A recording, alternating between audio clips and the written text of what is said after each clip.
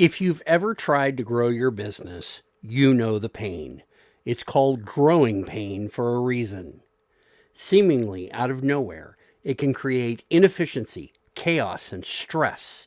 And because of that, scaling beyond growth feels like an impossible juggling act. I'm here to tell you it's possible to grow and scale with clarity, control, and confidence. Let's find out how. Welcome to today's episode. Good day and welcome to the Budding Entrepreneur Podcast. I'm your host, Randy Bridges. In each episode, we dive into practical business strategies that you can put to work in your business right away.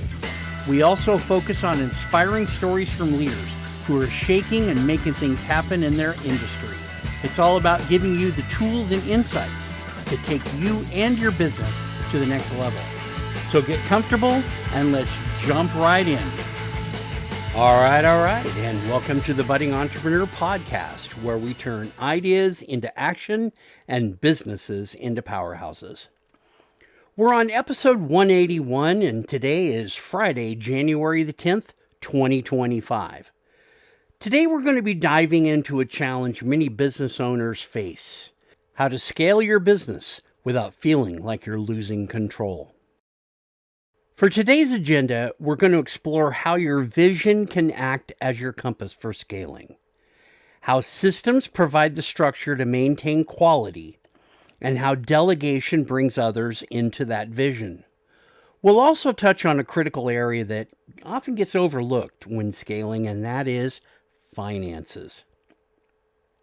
For our quote of the week, here's a powerful thought from James Cash Penney, the founder of JCPenney. He said, "Growth is never by mere chance. It is the result of forces working together." And that's what we're building today. A strategy where everything works together to both grow and scale your business smoothly and safely. So grab your drink of choice, get comfortable, and let's dig into this engaging topic. Let's start off by looking at our first topic, the vision as a scaling company. Now, scaling a business is exciting, but it's also where cracks start to show. Without a clear vision, growth can feel like throwing spaghetti at the wall, hoping that something sticks. But when you have a defined vision, you're not just growing, you're growing in the right direction. Think of your vision as your GPS. Now, when it's set, every turn you take is intentional. It aligns your decisions with where you want to go. I'll give you an example from my own consulting work. When I refined my vision for Randy Bridges Consulting, it became easier to say yes to the right opportunities and no to the distractions. A clear vision keeps you focused on long-term goals instead of getting lost in day-to-day fires. It acts as a rallying cry for your team, inspiring them to work towards shared goals. And it helps avoid chaos by aligning every part of your business toward a single purpose. Now, you might want to start by asking yourself, does this decision move me closer to my vision? If the answer is no, it's time to reassess or rework. Remember, scaling isn't just about doing more. It's about doing more of what matters. Now let's focus on control, the systems to support your vision. Once your vision is clear, you need systems to bring it to life. Systems are the backbone of scaling. They allow your business to grow without losing the quality or consistency that makes you, you. Imagine trying to bake more cakes for a busy bakery without standardizing your recipes or processes. Chaos is going to occur, right? And the same applies to scaling a business. Your systems should automate repetitive tasks to free up your time, maintain consistency and quality as your workload grows, and offer metrics to measure success and identify areas for improvement.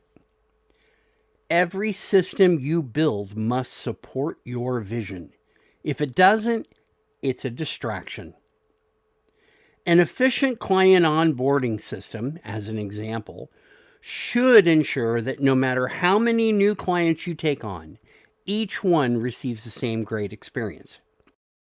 By focusing on your systems, you're setting yourself up for sustainable growth, not just growth for growth's sake.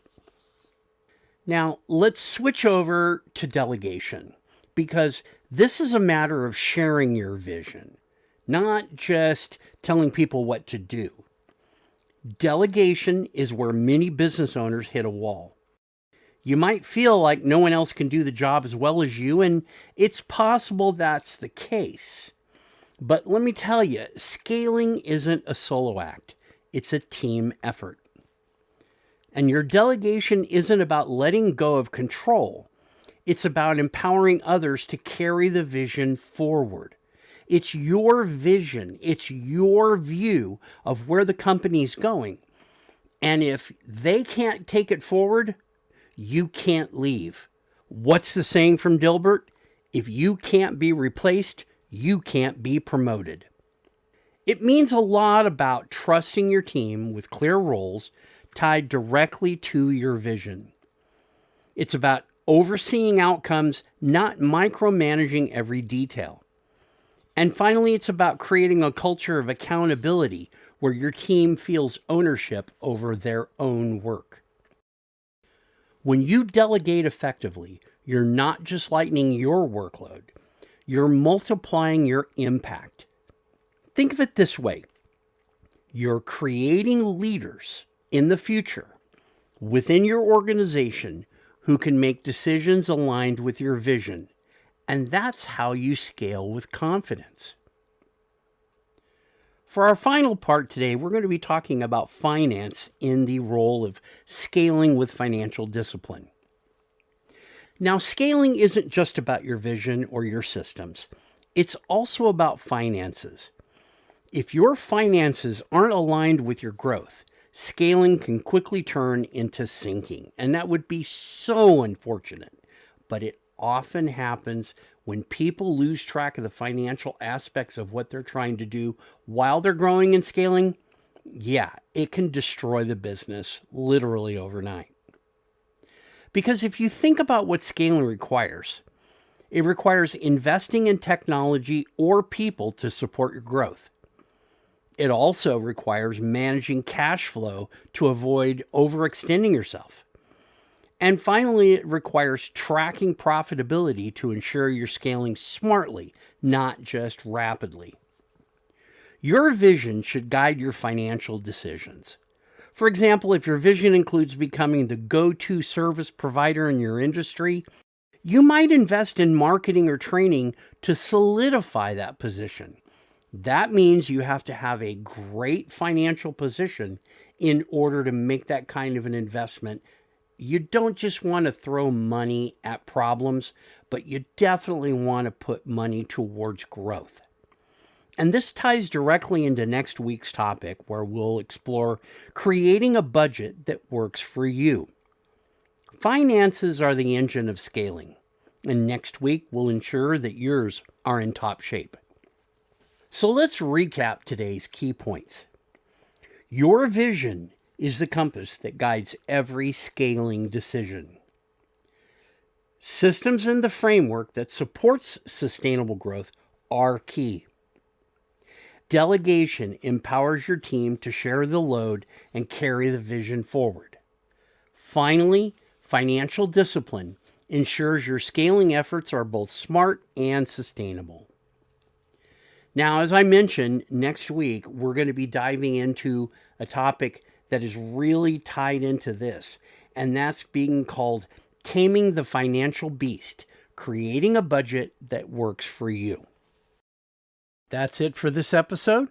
I hope you picked up some valuable insights and maybe even sparked a few new ideas. If you want to keep the conversation going or maybe even explore partnerships, don't hesitate to reach out. And hey, don't forget to subscribe, leave a review, and share this with someone who needs to hear it. The steps you take today could be the start of something big tomorrow. For the budding entrepreneur, I wish you the best in your health, your wealth, your business, your family, everything about you. Take care, and we'll see you back here next week.